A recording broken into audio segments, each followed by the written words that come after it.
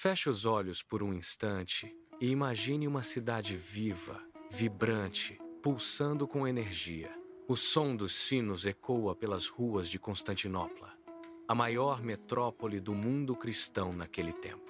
Mercadores negociam, carroças rangem sobre as pedras e navios carregados de grãos chegam constantemente ao porto, garantindo o alimento de milhares de pessoas. É primavera do ano 542 d.C. Tudo parece seguir seu curso natural. A cidade respira comércio, fé e poder. Mas então, algo muda. Primeiro, são poucos casos. Pessoas começam a sentir febre. Um cansaço estranho, repentino.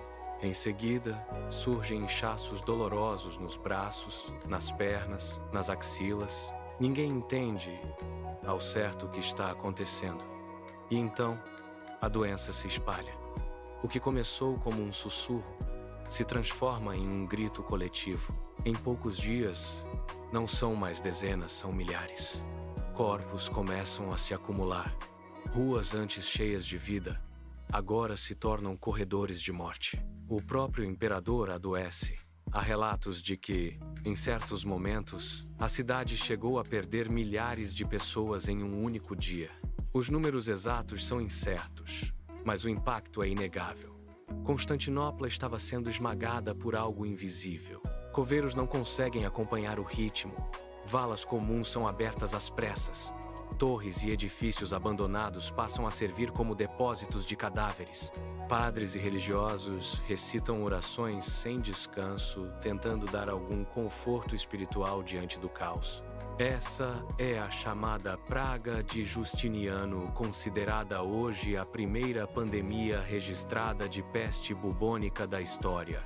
Séculos depois, a ciência moderna confirmou o que antes era apenas suspeita. O agente responsável era uma bactéria mortal, a mesma que mais tarde causaria a famosa peste negra. No entanto, naquela época, ninguém sabia disso. Mas por que isso aconteceu? Como uma cidade tão poderosa foi levada ao limite? Para entender, precisamos voltar um pouco. Constantinopla dependia fortemente do trigo vindo do Egito. Navios cruzavam o Mediterrâneo regularmente, seguindo padrões de vento bem conhecidos. Esses comboios eram essenciais para manter a população alimentada.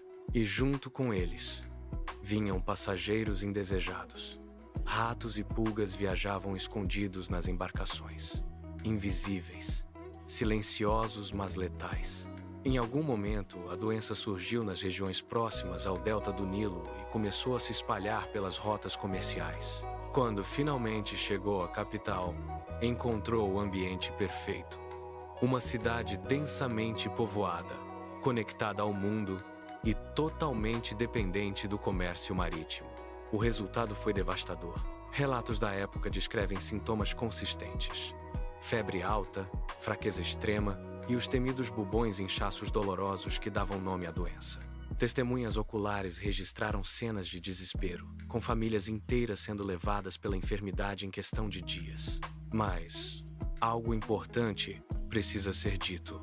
A praga não atingiu tudo de uma vez. Ela vinha em ondas. Aparecia, devastava uma região, desaparecia e depois retornava. Esse padrão continuou por décadas, até mesmo séculos. Hoje sabemos que isso acontece porque a bactéria pode permanecer em reservatórios animais, reaparecendo quando as condições são favoráveis. E havia outro fator agravante: o clima. Poucos anos antes da pandemia, o mundo havia passado por um período de resfriamento climático intenso. Evidências científicas mostram que grandes erupções vulcânicas lançaram partículas na atmosfera, bloqueando a luz solar. O resultado foram verões mais frios, colheitas ruins e escassez de alimentos.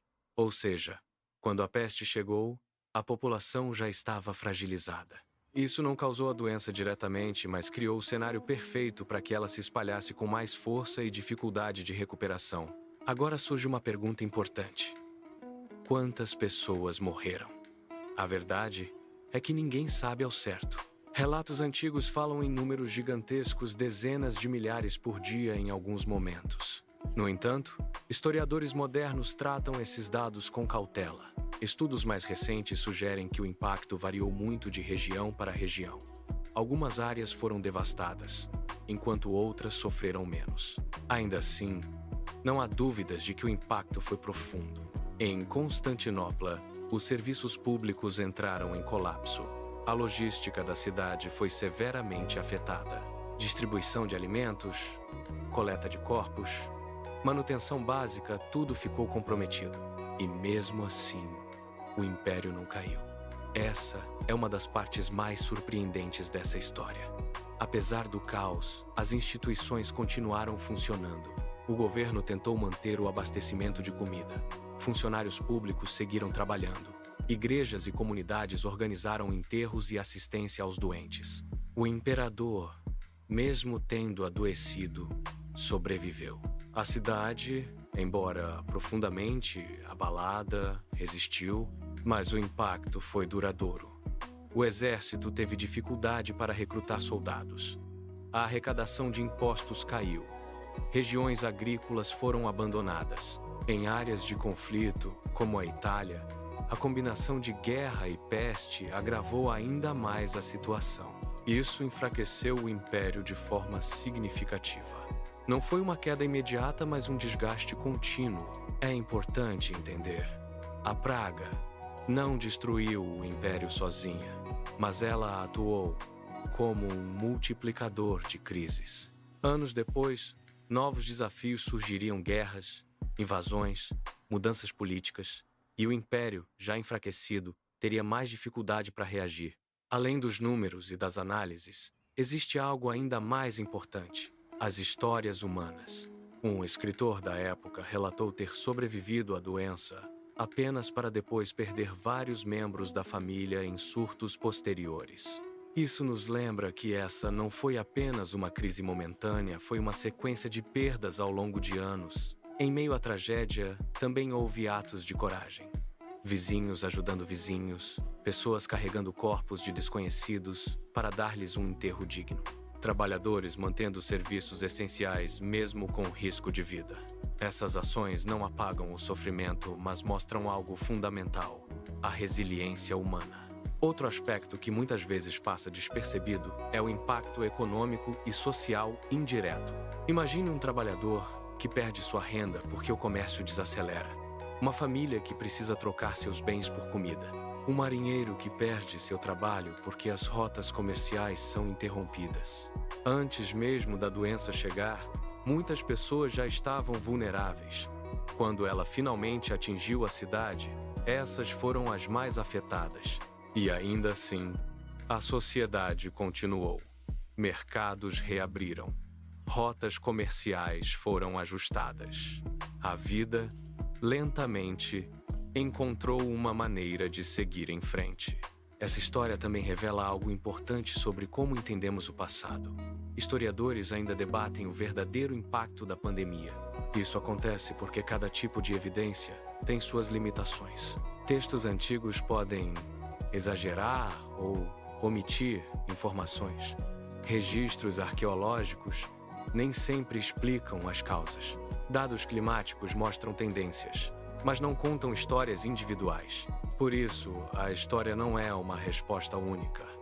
É uma reconstrução baseada em múltiplas evidências. Hoje, temos algumas certezas importantes. A pandemia começou no século VI e atingiu seu pico em 542. Foi causada por uma bactéria confirmada por estudos modernos. Teve impacto severo em grandes centros urbanos. Ocorreu em um contexto de mudanças climáticas significativas e, apesar de tudo, o império sobreviveu. Esses pontos formam a base do que sabemos. Mas talvez a maior lição não esteja nos números e sim nas pessoas. Mesmo diante de uma crise devastadora, houve organização, cooperação e resistência. A cidade não desapareceu. A civilização não acabou. As pessoas persistiram. E isso ecoa até hoje. Ao olhar para esse episódio da história, percebemos que pandemias não são apenas eventos médicos. Elas são fenômenos sociais, econômicos e humanos. Elas revelam fraquezas, mas também mostram forças. Mostram o quanto sistemas podem falhar e o quanto indivíduos podem fazer a diferença. No final das contas, a praga de Justiniano não é apenas uma história sobre morte. É uma história sobre sobrevivência, sobre adaptação e sobre a incrível capacidade humana de continuar, mesmo quando tudo parece desmoronar. E talvez essa seja a reflexão mais importante. Ao longo da história, crises surgiram repetidamente. E repetidamente, as pessoas encontraram maneiras de seguir em frente. A história pode ser dura, mas dentro dela sempre existe um elemento constante: a persistência humana.